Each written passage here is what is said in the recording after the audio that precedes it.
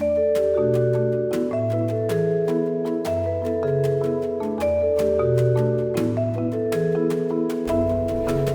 Amy from Sparkling Gnome Studios, and today I'm going to be doing a quick tutorial on how I do my paper flowers. I originally learned this technique from Donna Salazar, so feel free to search for her videos on YouTube. She has great technique tutorials on many different things, and I think you'd be really inspired. I make my paper flowers a little bit messy, and today what the supplies I'm going to be using are an old book. This one, sometimes a dictionary would be even best because it's large. You have a lot of options for pages, but you'll need some old books with some writing on them. You definitely need some scissors because you're going to cut these out yourself unless you die cut them, and feel free to do that as well if you have some flower die cuts. Also, you're going to need some mist. I use just a little bit of water. That helps as well to mist on there. Some light colored mist is also very helpful if you want to just keep the more natural look like is in this flower. So let's get started. First thing I'm going to do is start by cutting some pages out of my book. I do this very, very imperfectly here. I just start by kind of tearing them out, and that's totally okay. I'm going to set this aside, and then if you're going to do a die cut, Spellbinders does some beautiful die cuts for making your paper flowers. In fact, Donna has a great rose and carnation dies. I actually have them ordered and they're not here yet, so I'm going to show you my quick and easy way of doing this. I actually draw mine on, and I'm going to show you my very imperfect way of doing this.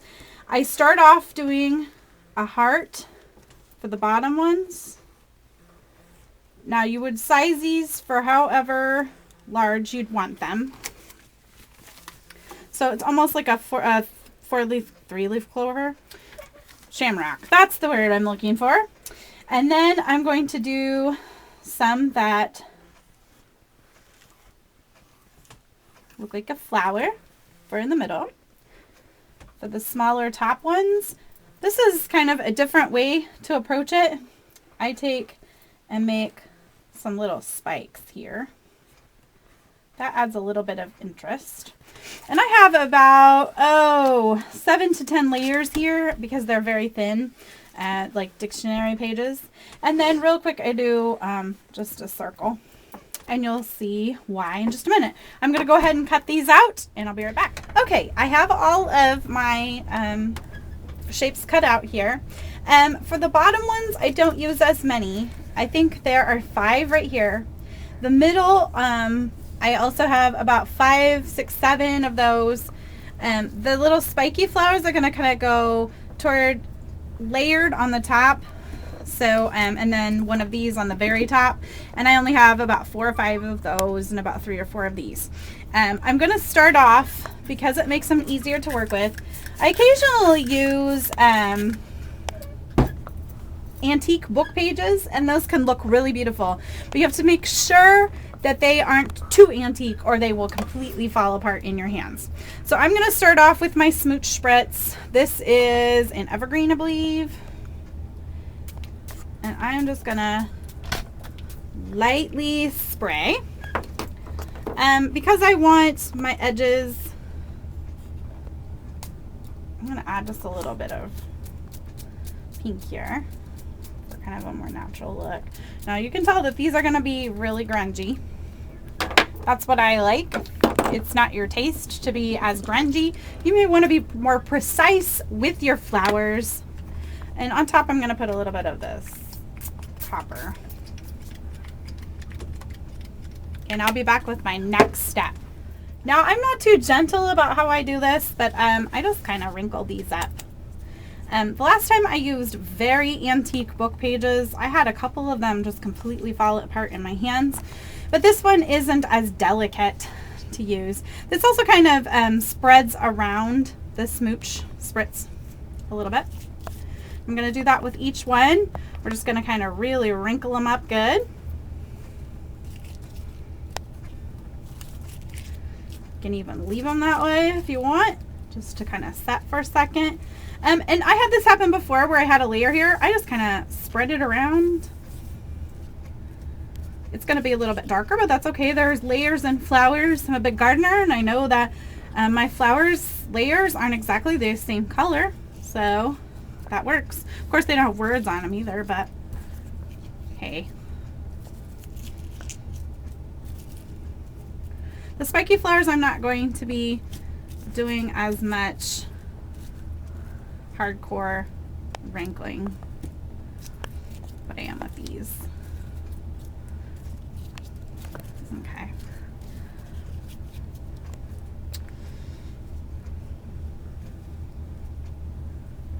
Now that they're wrinkled up a little bit, I'm gonna spread them all out.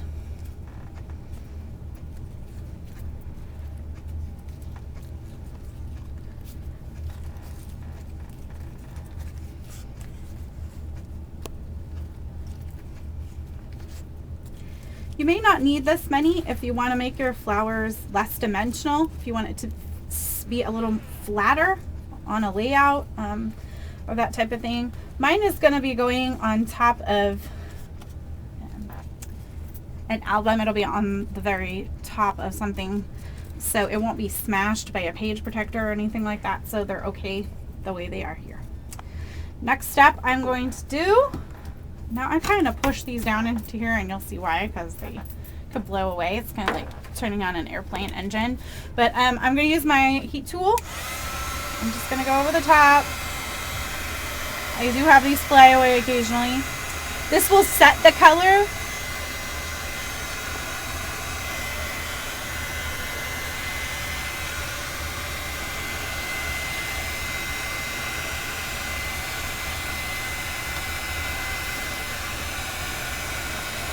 These are so lightweight.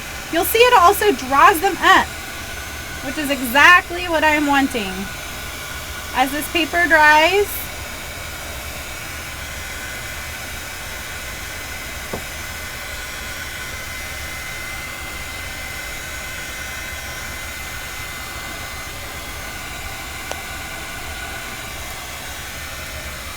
now I am not going to dry these until they're all the way completely dry, because it makes them easier for me to work with if they're just a little bit damp. So I'm going to stop where I am now. All right, as you can see, I've gotten quite inky. I'm okay with that. I didn't even wipe my hands off before I did this next part. So I'm loving the ink. What I've done is I have and the blowing around, everything kind of got mixed together. So I've gone ahead and portioned them out into the same sizes, because we want them to go in layers. This is going to be a very big flower. I thought that was probably best for video purposes so that you could see that. I am going to start off, sometimes, I know Donna uses a brad, and that looks very nice. So feel free, if you want to just poke a brad through all of this, that's fine. But I have found that it gets a little bit more of a rosy look, and I think she does this too with her roses. I just use just a dot of hot glue, then add the other one on top, and I keep wrinkling them on the edges as I go. So these are all my larger flowers. You can see that the heat and the mist have drawn them up just a touch, so that kind of does some of the job for me. I'm just going to keep on going here. Like in the layers of a flower, as they open, it kind of gives you a more natural look that way. Oh, I'm dripping glue everywhere. Beautiful.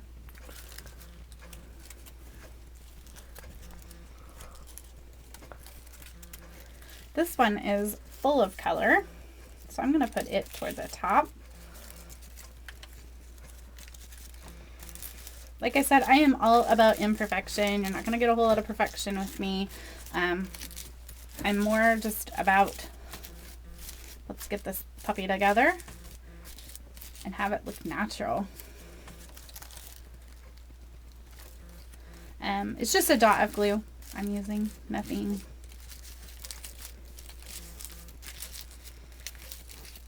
I think I'll probably title this video Ultra Grungy paper flowers, because that is for sure what they are, ultra grungy. Now I'm on my second layer here. I'm just going to keep adding and squishing. I've also made these just with absolute perfect circles, and that works really well too. It looks a little bit more like a carnation. I wouldn't say it's like necessarily a natural carnation, but it is sort of like a carnation. Just continuing to build my layers on the bottom here. For a really very dimensional flower, it's going to take a lot of layers here. I'm going to pull my strings off of my...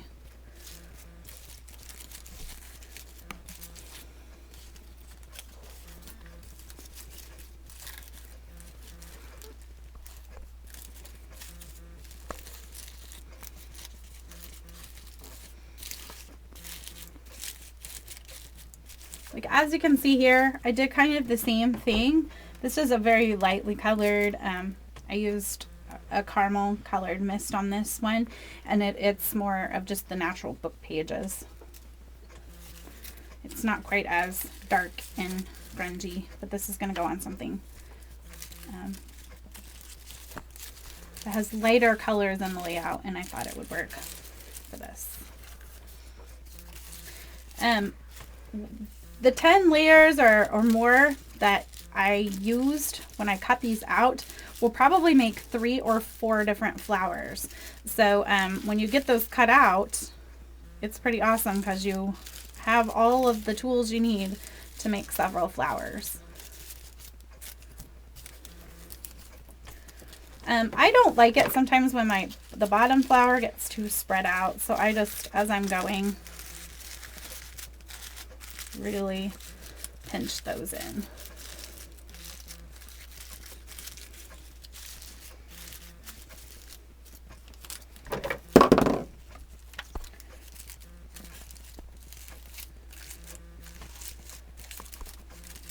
I'm going to kind of leave this one open just a touch. It's funny because I see on this medical journal that talking about Aricept. I think that's for Alzheimer's. I'm not quite sure. It's interesting to read the book pages. The last one I used was Irving's Classics. So it was kind of funny to kind of read the story as I went. I'm kind of a nerd that way. Okay, I'm not going to need these, I don't think, because there's too many. So I'm going to start layering up my little spiky flowers.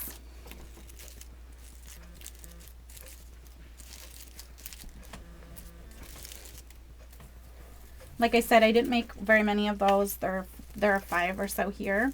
So I'm going to do the spiky flowers because they kind of curl up a little bit. I'm going to then add one of the circle flowers in between. So there were 3 of those. Then the circle flower here. I've got all kinds of hot glue strings going on here. How annoying. There we go.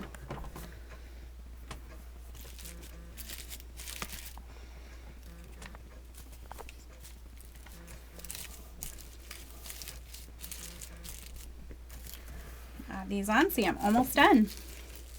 Almost complete. I'm going to add another spiky flower. Another middle flower. Basically, it's just layer, layer, layer, layer. Spiky flower. I'm going to do 2 more here. Whoop. And this is my final one. The spiky flower is what I'm going to put on top because it's made so many layers here. I'm going to pull off all my hot glue strands. I use the high temp glue. I like how it sinks into the paper a little bit better and doesn't stand up off of it, kind of allowing it to, for each layer there. And then quickly, I am going to take my scissors and cut my spikes even more.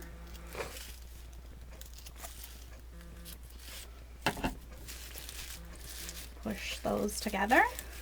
And you see in my very inky hand, I have one of my paper flowers. If you try this at home, please let me know. Leave me a link. I'd love to see what you make. And until next time, have a great day, Nomies.